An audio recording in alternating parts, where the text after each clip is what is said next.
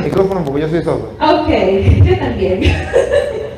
¿Cómo podemos hacer para que todos, católicos, no católicos, separados, y todas las personas que no creen en el purgatorio, les quede duda de la existencia del purgatorio? Para que crean en el purgatorio. Sí, yo muy bien. ¿Cómo no? Muy bien, niña. Vamos a explicarle por qué nosotros creemos en el purgatorio. Según dice San Pablo a los Corintios, Primera de Corintios, capítulo 3, versículo 13. Primera de Corintios 3, 13.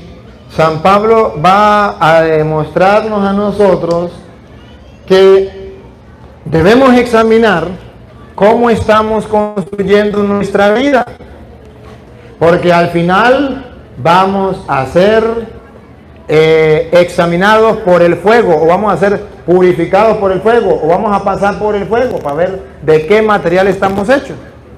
Y ustedes van a ver que San Pablo dice: unos construyeron de esta manera, otros construyeron de otra, pero los que construyeron de paja o tal, dice, se van a quemar, se van van a pasar por el fuego y van a sufrir una derrota, ahorita lo van a explicar. Pero luego dice que sí se va a salvar, pero después que hayan pasado por el fuego. Óigalo, Primera de Corintios, capítulo 3, versículo 13. Un día se verá el trabajo de cada uno. Un día se verá el trabajo de cada uno. Se hará público en el día del juicio, cuando todo sea probado por el fuego. Observen, todo sea probado por el fuego. Siga.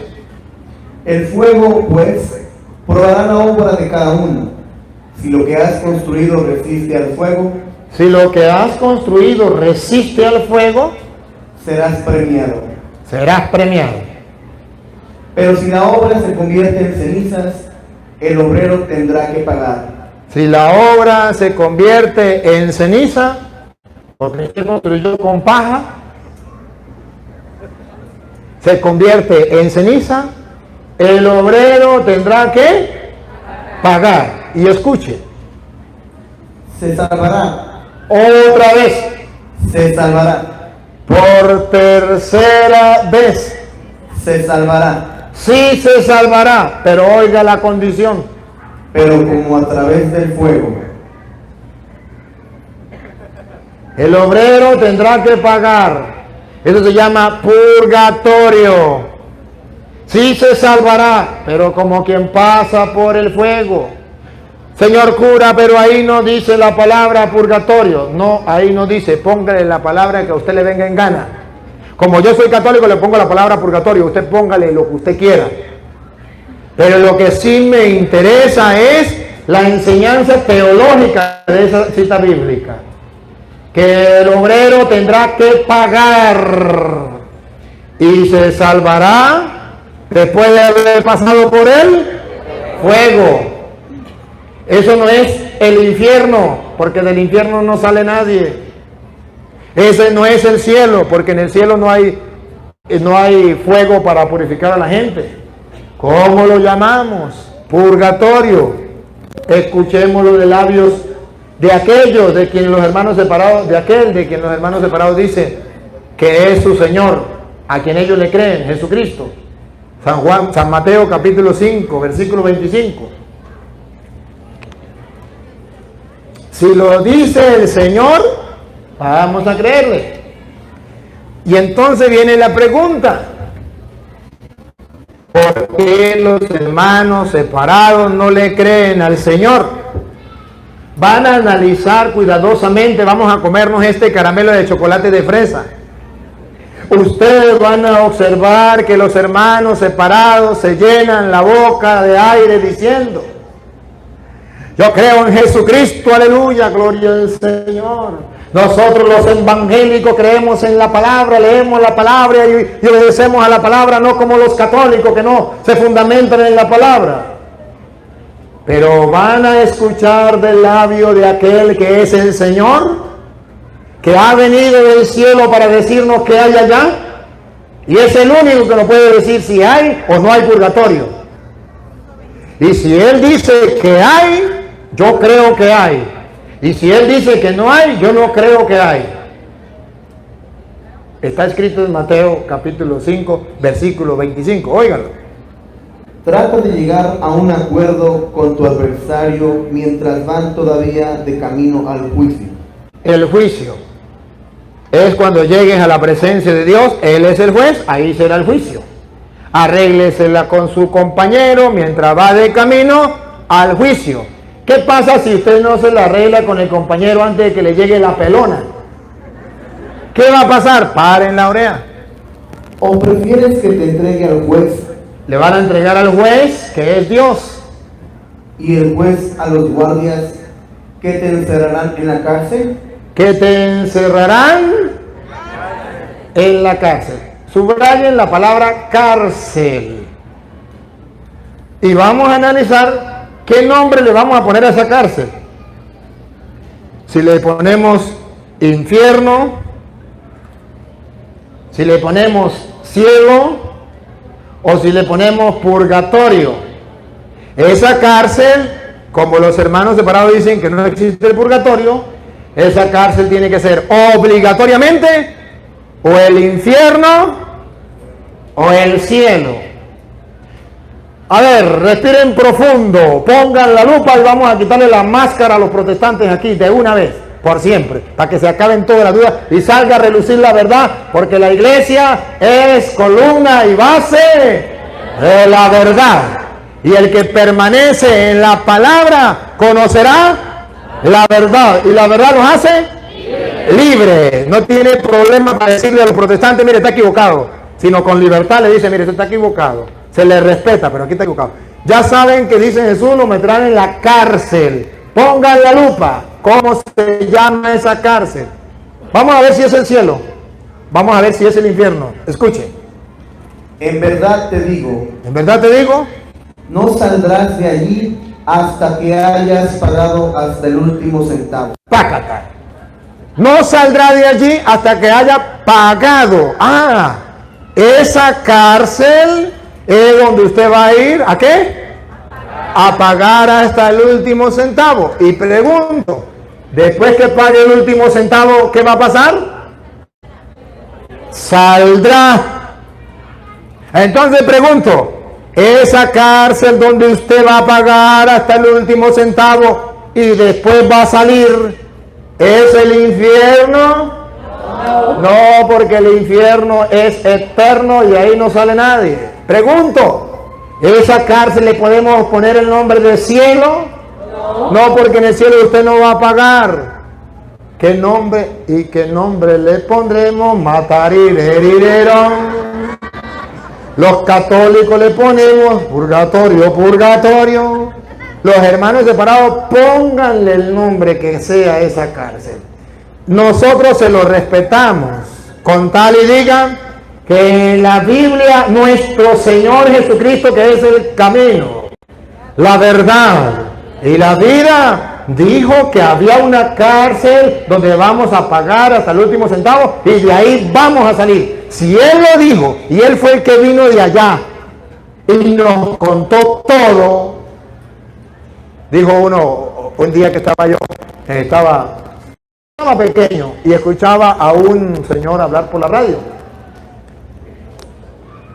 Narraba el fútbol y narraba el ciclismo en Venezuela, el Táchira, muy bueno. Como nosotros no teníamos televisor, papá le gustaba mucho eso y compraba baterías, pilas y le ponía la radio y comenzábamos a escuchar. Y el hombre hablaba tan hermoso que se oye, casi se ve, se oye y casi se ve. Y yo quería conocer a ese hombre. Crecí, nunca lo conocí. Después que me ordené, un día estaba en San Cristóbal y me dice un amigo mío, padre, quiero presentarle un gran amigo mío que lo quiere conocer. Y yo dije, oh, magnífico. Vamos. No sabía quién era. Cuando llegamos, era una emisora y me dice, padre, aquí está el amigo mío. ¿Sabe cómo se llama mi amigo? Le dije, no. Dije, se llama Manolo Dávila. Le dije, el que narraba el fútbol y que narraba el ciclismo, ese, y yo lo quiero conocer. Dijo, él también te quiere conocer. Le dije, magnífico. Se juntaron el hambre con las ganas de comer. Así es que cuando salió el hombre, él le dice, Manolo, el padre Luis, Manolo. Dice Manolo, ¿cuánto te quería conocer, padre? Yo le dije, Manolo, yo también. Le di un abrazo, un beso y un mordisco en el pescuezo. Y me dice Manolo, padre, no hay otra oportunidad. Yo no pierdo esta oportunidad. Lo acabo de encontrar y con usted que quiero hablar. Padre, ¿será verdad que muerto el perro se acabó la sarna? ¿Será verdad que cuando uno muere se acabó? Y yo me pongo, padre, a pensar y yo digo que sí, hay razón para decir eso. Porque mire, padre, póngase usted a pensar, ¿quién ha ido allá y quién ha vuelto para decirnos lo que hay allá?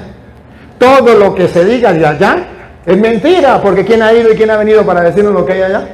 Y yo le digo, Manolo. Y él se queda sorprendido. Me dice, ¿qué pasó, padre? Manolo, ¿no sabe quién fue y quién vino y nos dijo lo que había allá? Digo, no, padre, ¿quién? Le dije, ¿nunca he escuchado usted hablar de un tal Jesús de Nazaret? Dijo, pero él. Le dije, ¿cómo que pero él? Si es él, con más razón yo tengo que creerle, porque él ya fue y vino. ¿Y sabe qué nos dijo? Que allá había una cárcel y que íbamos a pagar hasta el último centavo. El que crea eso, a la palabra del Señor, que es el camino, la verdad y la vida, a eso se le llama creyente. Pero aquel que venga y diga, no, el pastor me dijo que no había purgatorio, y aunque Jesús lo diga, yo no lo creo porque yo le creo al pastor, eso se llama creyón. Y los hermanos separados con el respeto que merecen son creyones y no son creyentes, porque no le creen a la palabra del Señor, le creen a los hombres mortales y no le creen al Señor Jesucristo. Y ahí está escrito, y si algún hermano que me sigue por las redes sociales no lo encuentra en la Biblia suya de usted, diga ese cura mentiroso, pero no diga ese cura mentiroso hasta que no lo lea y hasta que no lo analice y hasta que no descubra que ahí está. Otra preguntita, pues. Ya sé que ya se pasó mi pregunta, pero eso es el del protocolo. Las Sí. almas que están ahí salen, hay que se quedan, ¿cómo se les puede ayudar para que salgan? Bueno, vamos a ver qué dice San Juan, Primera de San Juan capítulo 5, versículo 16 en adelante.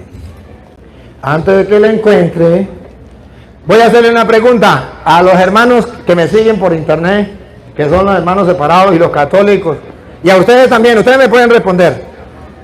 Pregunto, y sobre todo los hermanos separados que me siguen por internet.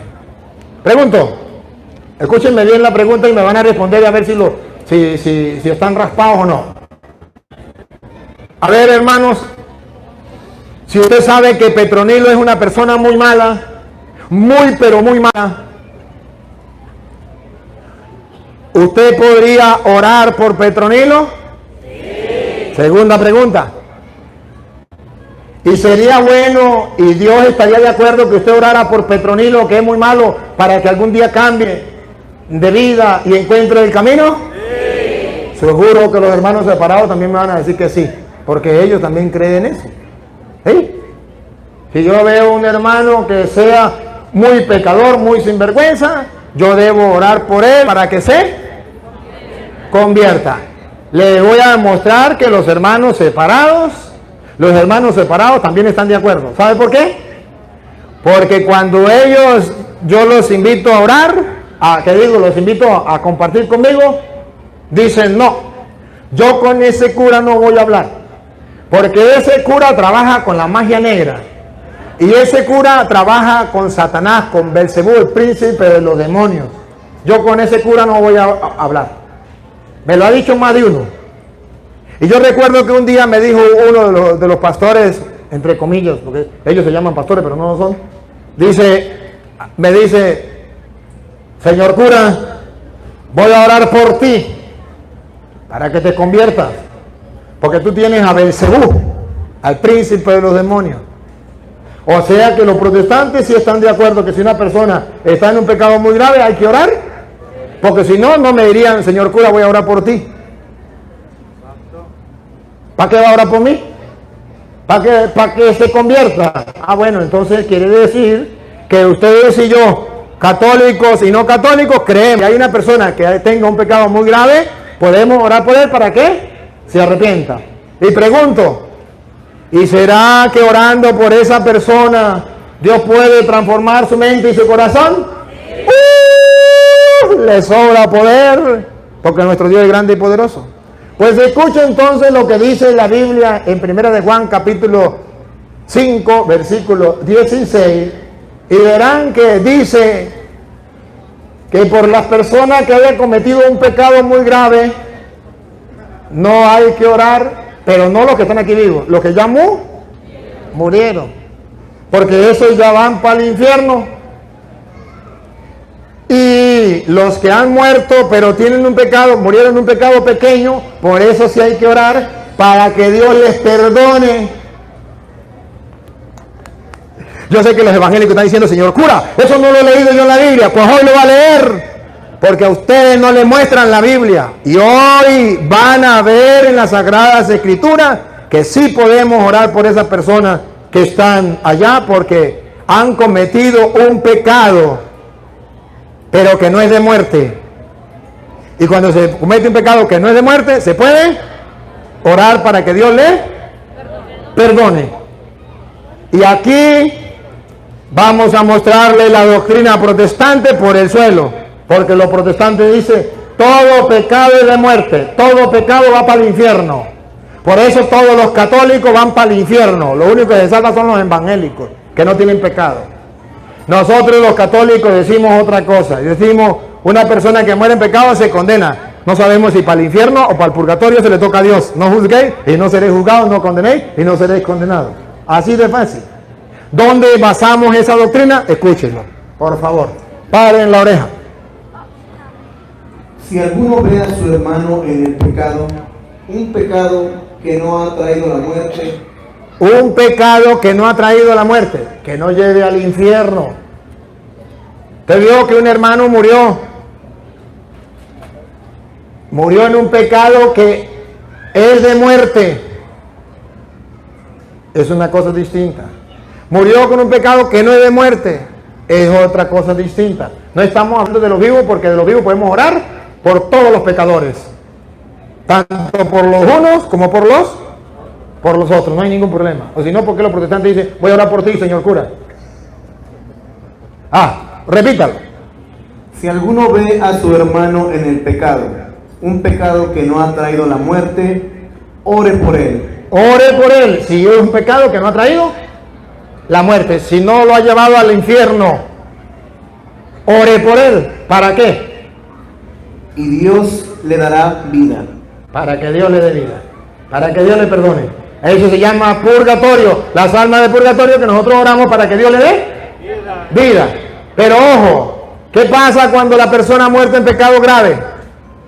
Hablo de esos pecadores cuyo pecado no es para la muerte, Que no es para el infierno, porque también hay un pecado que lleva a la muerte. que lleva al infierno.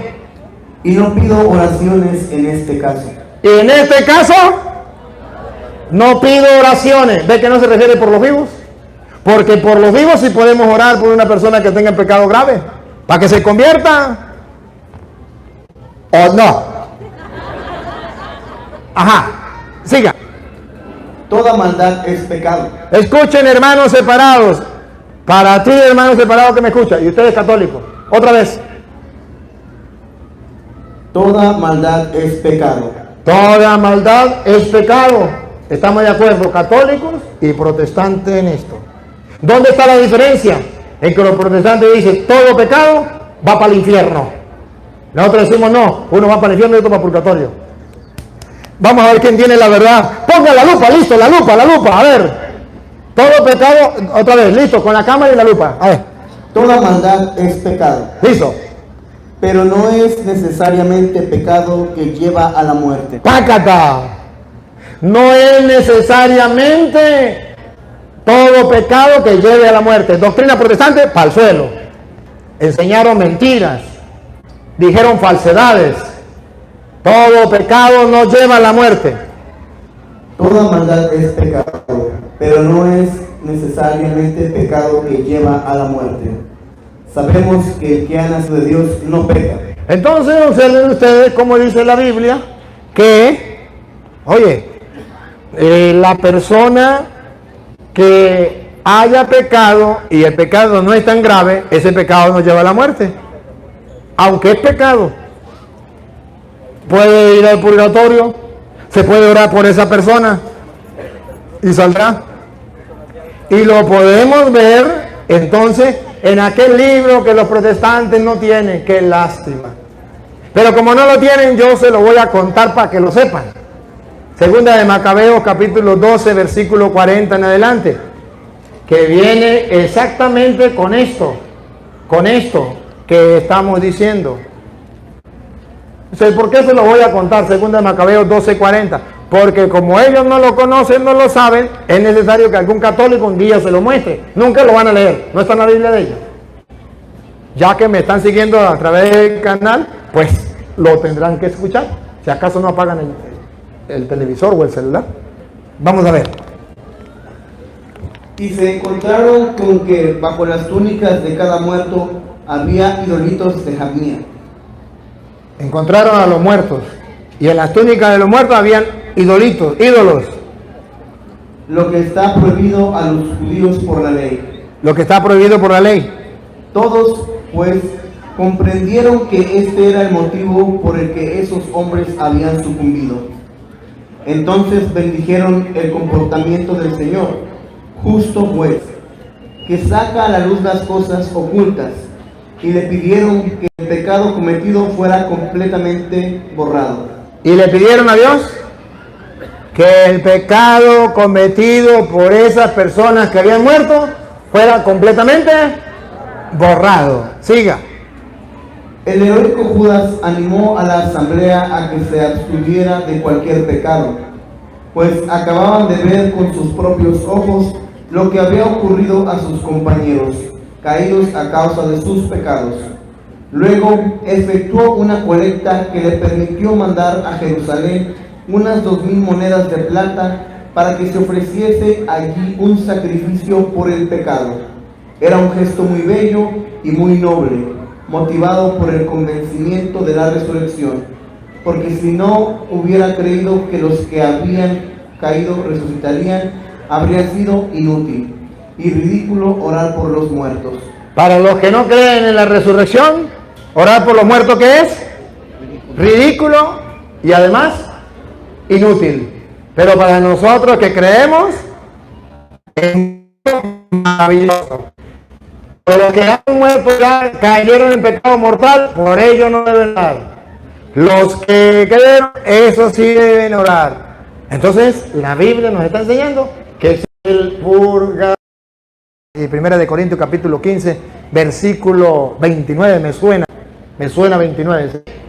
Y esto le pregunto a los hermanos separados, pero díganme, ¿qué buscan esos que se hacen bautizar por los que han muerto? ¿qué buscan? ¿Qué buscan? ¿Los que se hacen bautizar por los que se han muerto, por los que han muerto? Si los muertos de ningún modo pueden resucitar.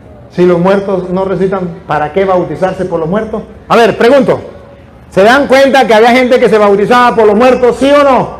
Sí. En Primera de Corintios 15, 29, había personas que ofrecían a Dios ese gesto de fe, ese acto de fe. Voy a bautizar a Petronilo por fulano de tal. Es decir, voy a vivir la fe, voy a hacer que esta persona viva de fe, o yo no me he bautizado. Señor, me voy a bautizar, te voy a hacer caso. Voy a dar un paso en la fe y lo ofrezco por fulano de tal que ya murió.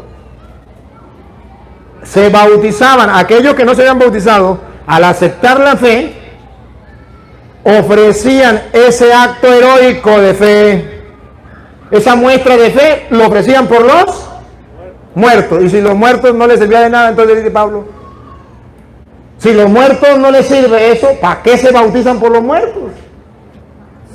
¿Para qué ofrecen misa? ¿Se dan cuenta que es lo mismo que ahora los protestantes dicen? ¿Por qué ustedes ofrecen misa por los muertos?